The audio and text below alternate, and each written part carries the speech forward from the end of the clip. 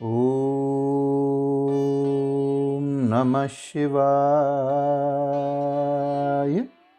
श्री शिव महापुराण शतरुद्र संहिता 38वां अध्याय। नंदीश्वर बोले, हे सनत कुमार, उस समय शिव स्वरूप मंत्र के कारण अतुल तेज धारण किए हुए अर्जुन भी अत्यंत दीप्तिमान दिखाई पड़ने लगे। उस समय उन सभी पांडवों ने अर्जुन को देखकर यह निश्चय कर लिया कि हम लोग अवश्य विजयी होंगे, क्योंकि अर्जुन का तेज बढ़ा हुआ है। उन लोगों ने अर्जुन से कहा, हे अर्जुन, व्यास जी के कथन से प्रतीत होता है कि इस कार्य को तुम ही सिद्ध कर सकते हो, कोई दूसरा कभी नहीं, अतः जीवन को सफल करो। अर्जुन से इस प्रकार कहकर उनके विरह से व्याकुल हुए समस्त पांडवों ने ना चाहते हुए भी उन्हें आदरपूर्वक वहां भेज दिया। अर्जुन को भेजते समय दुख से भरी हुई पतिव्रता द्रौपदी ने नेत्रों के आंसुओं को रोककर यह शुभ वचन कहा। द्रौपदी बोली, हे राजन, व्यास जी ने आपको जैसा उपदेश किया है वैसा आपको प्रयत्नपूर्वक कार्य करना चाहिए। आपका मार्ग मंगलप्रद हो और भगवान शंकर जी आपका कल्याण करें। उसके अनंतर पांचों द्रौपदी सहित पांडव अर्जुन को आदरपूर्वक विदा करके अत्यंत दुखी होते हुए परस्पर मिलकर वहां निवास करने लगे। हे ऋषि सतम सनत कुमार, सुनिए, पांडवों ने वहां रहते हुए आपस में कहा कि दुख उपस्थित होने पर भी प्रियजन का संयोग बना रहे तो दुख नहीं जान पड़ता है, किंतु प्रियजन के वियोग रहने पर दुख आ पड़े तो वह निरंतर द्विगुणातीत होता जाता है। उस समय धैर्यवान को भी धीरज कैसे रह सकता है। नंदीश्वर बोले, हे मुनीश्वर, इस प्रकार पांडवों के दुख प्रकट करने पर करुणा सागर ऋषिवर व्यास जी वहां आए। तब दुख से व्याकुल हुए वे पांडव व्यास जी को नमस्कार करके आसन देकर आदरपूर्वक उनकी पूजा करके हाथ जोड़कर यह वचन कहने लगे। पांडव बोले, हे श्रेष्ठोत्तम, हे प्रभु, सुनिए, हम दुख से जल रहे थे, किंतु हे मुनि, आज आपका दर्शन प्राप्त कर हम लोग आनंदित रहे हैं। हे प्रभु, आप हम लोगों का दुख दूर करने के लिए कुछ काल पर्यंत यहीं निवास कीजिए, क्योंकि हे विप्रश्रेय, आपके दर्शन मात्र से सारा दुख नष्ट हो जाता है। नंदीश्वर बोले, उन लोगों के इस प्रकार कहने पर उन ऋषिवर ने उनके सुख के लिए वहां निवास किया और वे अनेक प्रकार की कथाओं से उस समय उनका कष्ट दूर करने लगे। हे सन्मुने, व्यास जी के द्वारा की जाती हुई वार्ता के समय उन्हें प्रणाम करके विनीत आत्मा धर्मराज ने उनसे यह पूछा।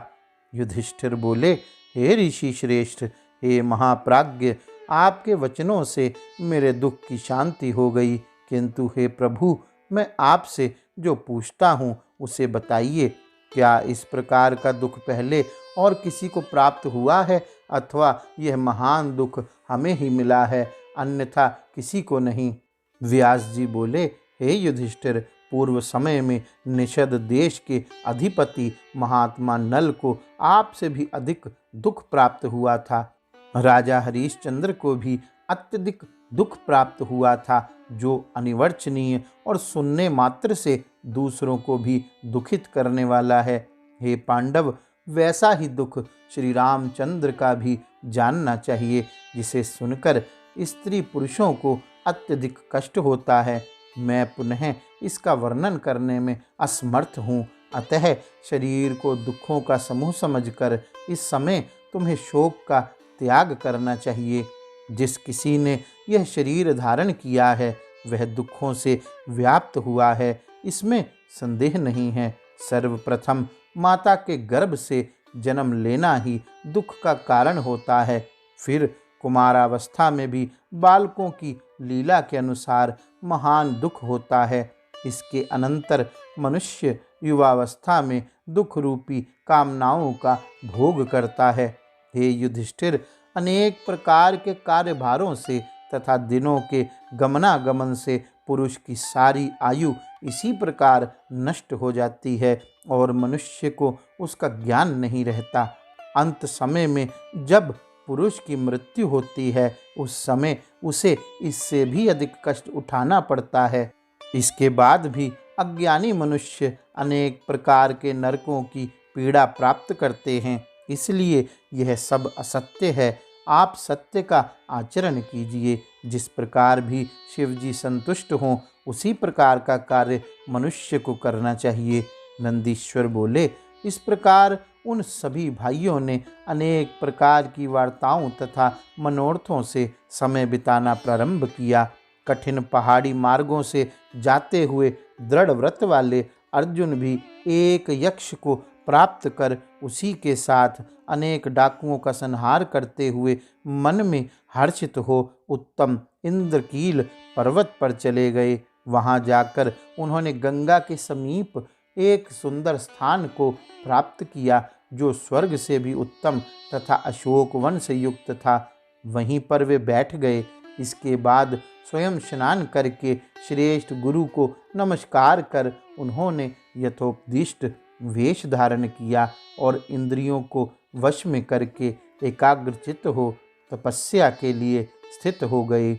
उस समय वे अत्यंत सुंदर समसूत्र युक्त पार्थिव शिवलिंग का निर्माण करके उसके आगे आसनस्थ होकर उत्तम तेजो राशि शिव जी का ध्यान करने लगे। इस प्रकार अर्जुन तीनों समय स्नान करके बारंबार अनेक प्रकार से शिव जी की पूजा करते हुए उपासना में तत्पर हो गए।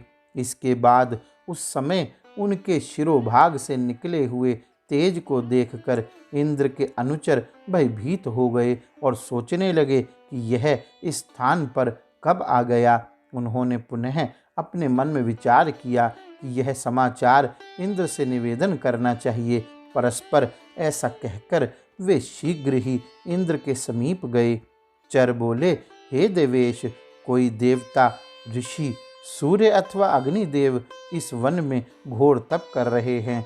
हम लोग उन्हें नहीं जानते। उनके तेज से संतप्त होकर हम लोग आपके पास आए हैं।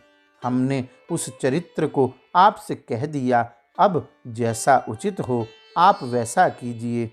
नंदीश्वर बोले, दूतों के ऐसा कहने पर इंद्र ने अपने पुत्र अर्जुन का अभिप्राय जानकर पर्वत रक्षकों को विदा कर स्वयं वहां जाने का विचार किया। हे विप्रेंद्र, वे शचीपति इंद्र ब्रह्मचारी वृद्ध ब्राह्मण का रूप धारण कर उनकी परीक्षा के लिए वहां पहुँचे। तब उन्हें आया हुआ देखकर अर्जुन ने उनकी पूजा की और आगे खड़े होकर स्तुति करके उनसे पूछा कि इस समय आप कहाँ से आए हैं, कृपया यह बताइए। तब उनके द्वारा प्रीतिपूर्वक इस प्रकार कहे जाने पर अर्जुन के धैर्य के परीक्षणार्थ देवराज इंद्र प्रति प्रश्न करने लगे। ब्राह्मण बोले, हे तात, तुम इस समय युवावस्था में तप क्यों कर रहे हो? क्या तुम्हारी यह तपस्या सर्वथा मुक्ति के लिए है अथवा विजय के लिए है? नंदीश्वर बोले, इस प्रकार पूछे जाने पर अर्जुन ने अपना सारा समाचार कह सुनाया। तब उन ब्राह्मण ने पुनः यह वचन कहा। ब्राह्मण बोले, हे वीर, तुम शास्त्र धर्म में स्थित होकर सुख पाने की इच्छा से जो तप कर रहे हो वह उचित नहीं है। हे कुरुश्रेष्ठ, क्षत्रिय तो मुक्ति हेतु तप करता है। हे श्रेष्ठ, इंद्र सुख देने वाले देवता हैं, वे मुक्ति नहीं दे सकते। इसलिए तुम्हें इस सकाम तप को छोड़कर सर्वथा श्रेष्ठ तप करना चाहिए। नंदीश्वर बोले, उनके इस वचन को सुनकर दृढ़व्रत एवं विनयी अर्जुन ने क्रोध किया और उनका निरादर करते हुए कहा।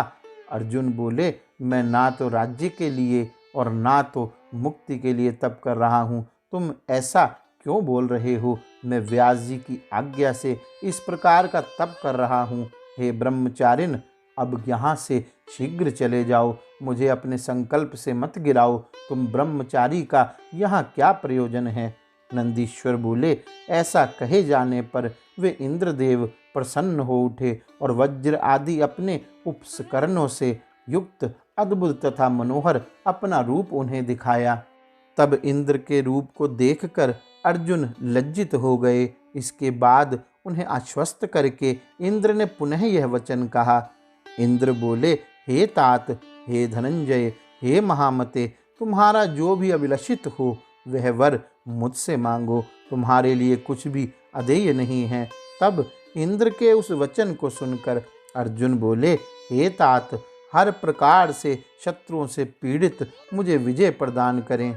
शक्र बोले, हे तात, दुर्योधन आदि तुम्हारे शत्रु बड़े बलवान हैं और द्रोण, भीष्म एवं कर्ण ये सब निश्चय ही युद्ध में दुर्जय हैं। साक्षात रुद्र का अंश द्रोण पुत्र अश्वत्थामा तो अत्यंत दुर्जय है। वे सभी भीष्म, द्रोण आदि मुझसे भी असाध्य हैं, तो भी अपने हित की बात सुनो। हे वीर, इस अश्वत्थामा पर विजय प्राप्त करने में कोई भी समर्थ नहीं है, केवल शिव ही समर्थ हैं। इसलिए अब तुम शिव मंत्र का जप करो। सभी लोकों के स्वामी, चराचरपति, स्वराट और भोग तथा मोक्ष प्रदान करने वाले शंकर जी सब कुछ करने में समर्थ हैं। ब्रह्मा आदि देव श्रेष्ठ, सबको वर देने वाले विष्णु, मैं स्वयं इंद्र, अन्य देवगण तथा विजय की अभिलाषा वाले दूसरे लोग, ये सभी भगवान शिव जी की उपासना करते हैं। हे भारत, आज से इस मंत्र का जप छोड़कर पार्थिव विधान से नानाविध उपचारों के द्वारा तन्मय होकर भक्ति भाव से शिवजी की आराधना करो। इस प्रकार पार्थिवार्चन तथा ध्यान के द्वारा तुमको अचल सिद्धि इसी समय प्राप्त होगी, इसमें संदेह ना करो।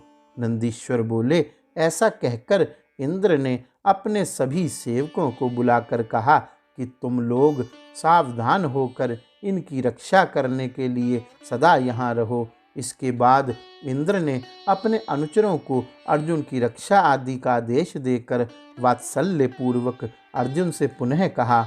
इंद्र बोले, हे परंतप, हे भद्र, तुम कभी भी प्रमाद पूर्वक राज्य मत करना। यह विद्या तुम्हारे कल्याण के लिए होगी। साधक को सदा धैर्य धारण करना चाहिए। रक्षक तो शिवजी हैं ही, वे तुमको संपत्तियों के साथ फल मोक्ष भी प्रदान करेंगे, इसमें संदेह नहीं है। नंदीश्वर बोले, इस प्रकार अर्जुन को वरदान देकर इंद्र शिवजी के चरण कमलों का स्मरण करते हुए अपने भवन को चले गए। पराक्रमी अर्जुन भी सुरेश्वर को प्रणाम कर संन्यचित होकर शिवजी को उद्देश्य करके उसी प्रकार का तप करने लगे। इस प्रकार श्री शिव महापुराण के अंतर्गत तृतीय शतरुद्र संहिता में किरातावतार वर्णन प्रसंग में अर्जुन का तप वर्णन नामक 38वां अध्याय पूर्ण हुआ। गौरी शंकर भगवान की जय। ओम नमः शिवाय।